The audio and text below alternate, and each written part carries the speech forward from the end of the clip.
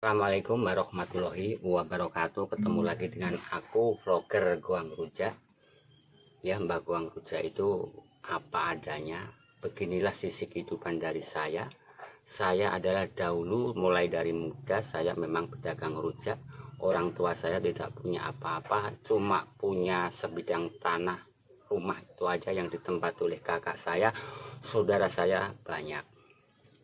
Saya punya pola pikir bagaimana nanti kalau saya di kemudian hari, sehingga saya bekerja keras bagaimana caranya bisa hidup, bagaimana caranya bisa memiliki tempat tinggal, gitu aja. Tapi kebanyakan dari orang-orang itu mengira bahwa saya adalah orang yang sukses berkecukupan.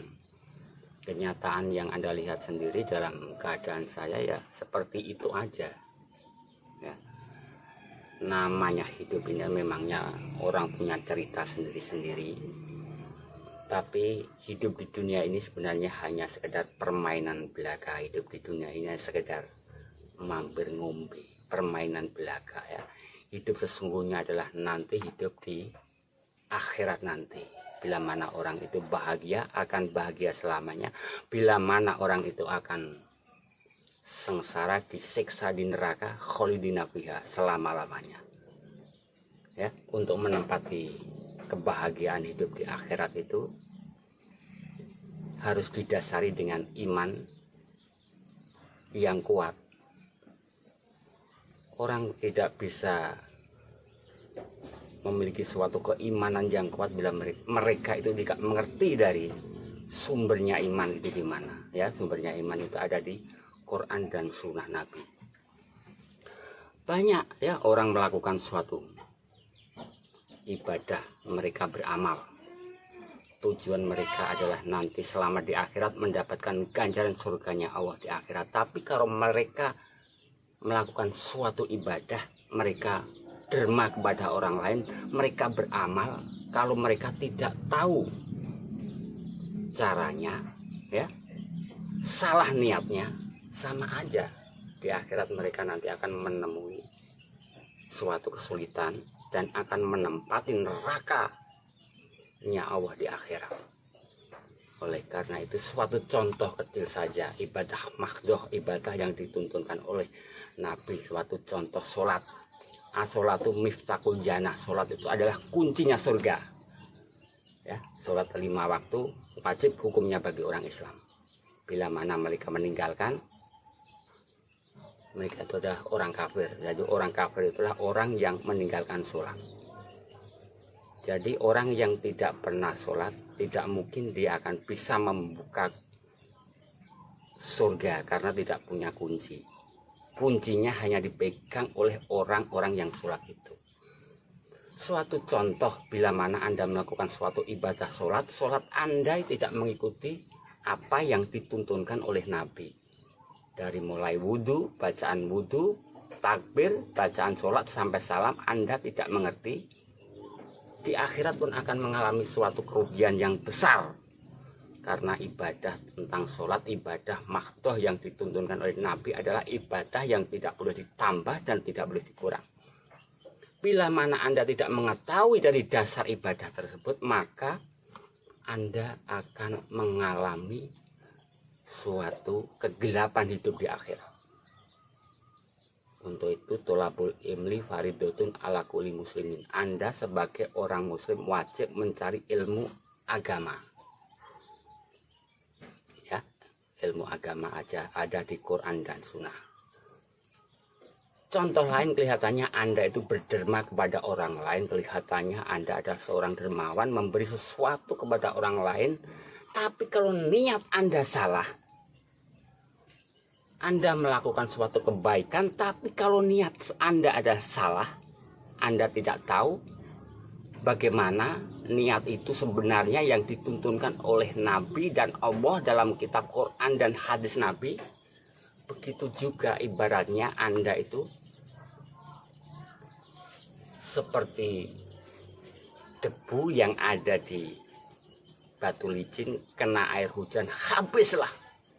Tidak berbekas, Anda tidak memiliki, tidak bisa mengharapkan apa yang Anda lakukan selama ini. Oleh karena itu, tholabul ilmi fardhotun ala kulli muslimin. Orang Islam itu wajib untuk mengerti dari isi kitab suci.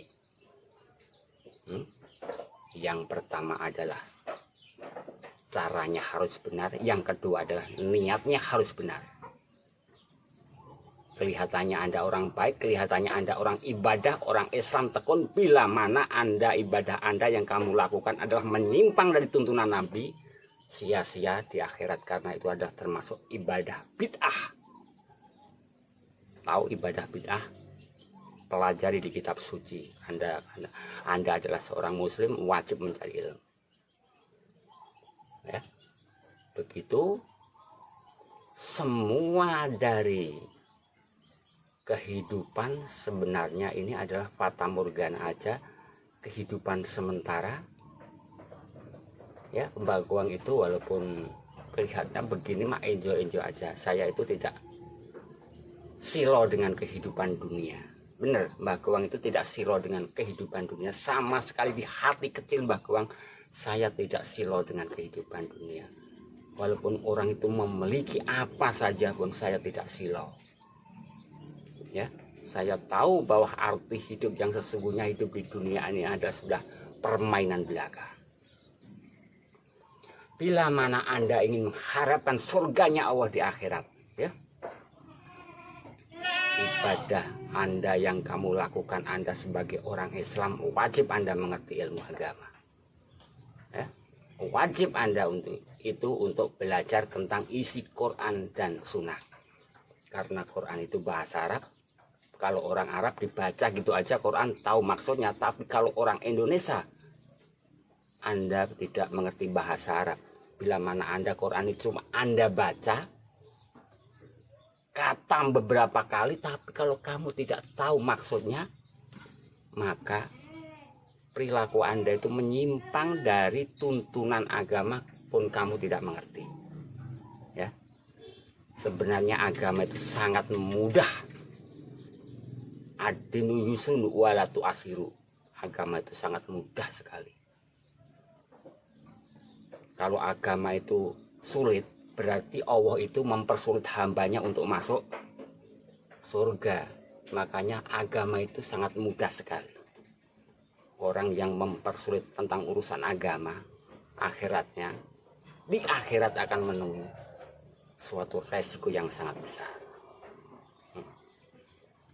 Makanya Anda seorang muslim, saya tekun melakukan suatu ibadah sholat, saya berderma kepada orang lain begitu banyak. Bagaimana diteliti, bagaimanakah sholat saya? Apakah sholat saya itu sudah sama apa yang dituntunkan Rasulullah Shallallahu Alaihi Wasallam? Apakah derma saya kepada orang lain itu sudah sesuai dengan niat yang dituntunkan oleh Allah dalam Quran? Tentu Anda tidak paham, tentu Anda tidak tahu sebelum Anda mempelajari isi kitab suci Quran dan Sunnah. Ya. Mbak Guang itu sebenarnya membeli apa-apa ini ya memang dari kesabaran saya. Saya juga tidak termasuk orang-orang sukses, bukanlah. Keadaan saya yang natural apa adanya seperti ini. Saya cuma ingin memiliki gubuk, sedangkan orang tua saya tidak mempunyai apa-apa.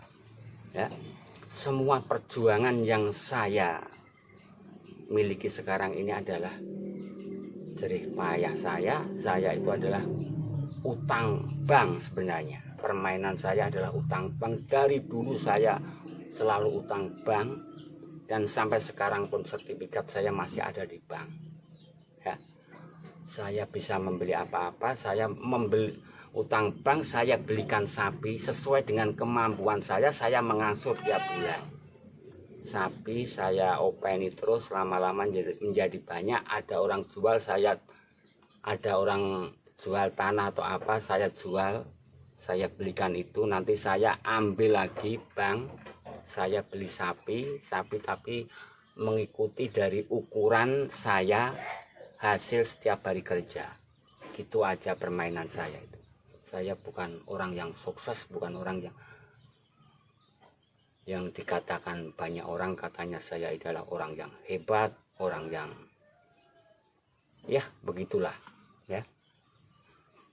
Tapi suatu kenyataan yang saya miliki seperti ini, sebenarnya saya itu cuma permainan bank aja. Dikiranya saya ini adalah orang-orang yang wah hebatlah, orang yang kaya. Sekali lagi saya tidak silau dengan kekayaan tentang harta di dunia ya. Tidak silau sama sekali. Saya melihat orang-orang yang sukses di dunia walaupun kelihatannya apa-apa mereka miliki, di pinggir jalan pun saya tiap hari selalu berhadapan dengan berbagai macam orang-orang yang kelihatannya di mata orang dipandang adalah orang sukses. Naik kemana-mana mobil, depositonya banyak, rumahnya hebat, tapi saya tidak silau sama sekali. Karena iman itu ada di dalam hati, saya tahu tentang arti hidup yang sesungguhnya. Ya. Aturan orang itu cepat atau lambat pasti akan mati. Ya. Antara saya dan kamu saling sama-sama menunggu. Kalau tidak percaya apa yang saya omongkan, mari kita sama-sama menunggu. Wa aina tadhabun, kemana toh manusia itu mau pergi?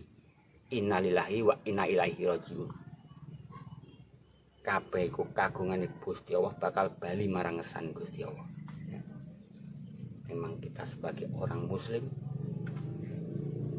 ya, kita wajib mencari ilmu agama karena agama adalah filternya dari kehidupan. Jangan menyesal nanti kalau kita sudah dalam keadaan sekaratul maut.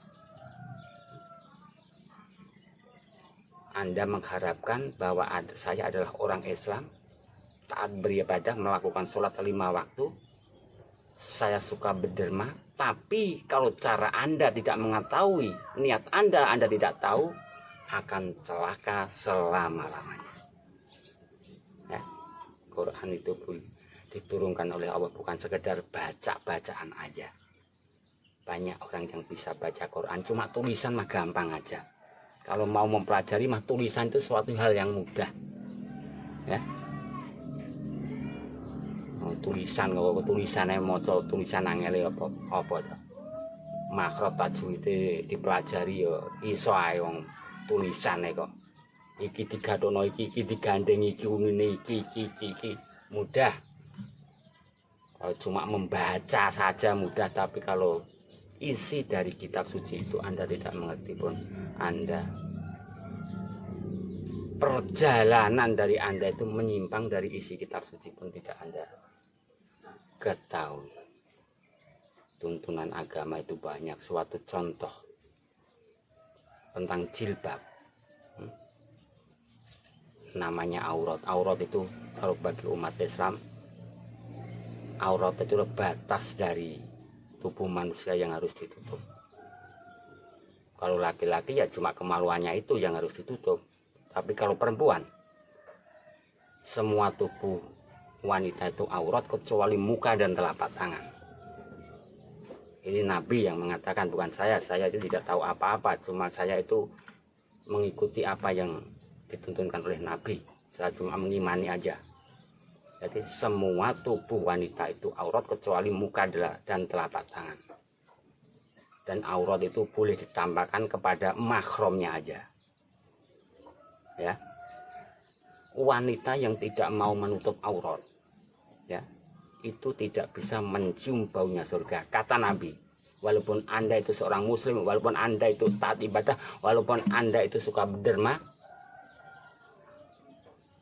kamu mengkufuri dari salah satu ayat, baik itu Quran maupun hadis, sama halnya kamu mengkufuri semua dari tuntunan agama. Ya. Wanita yang tidak mau menutup aurat itu, kata Nabi, tidak bisa mencium baunya surga. Mungkin kamu tidak percaya, aku dan kamu saling-saling sama menunggu. Mari kita sama-sama saling sama-sama menunggu. Inti dari pertemuan kali ini saya cuma menyarankan bila mana Anda seorang muslim, ya, Anda melakukan suatu ibadah tiap hari surat 5 waktu, bila mana ibadah Anda itu tidak mengerti, Anda cuma melakukan suatu ibadah ikut-ikutan aja, tidak tahu dasar dari ibadah itu, Anda akan kecewa selamanya. Pelajari Quran dan Sunnah cara sholat. Di situ sudah diterangkan dengan jelas, di situ diterangkan dan didasari hukum yang kuat dari sanad dan perawi hadis yang meriwayatkan tentang hal itu. Begitu juga Anda kalau melakukan suatu derma kepada orang lain, bila derma Anda itu niat Anda salah, sama saja Anda tidak mendapatkan ganjaran, dapatnya hanya siksa di akhirat.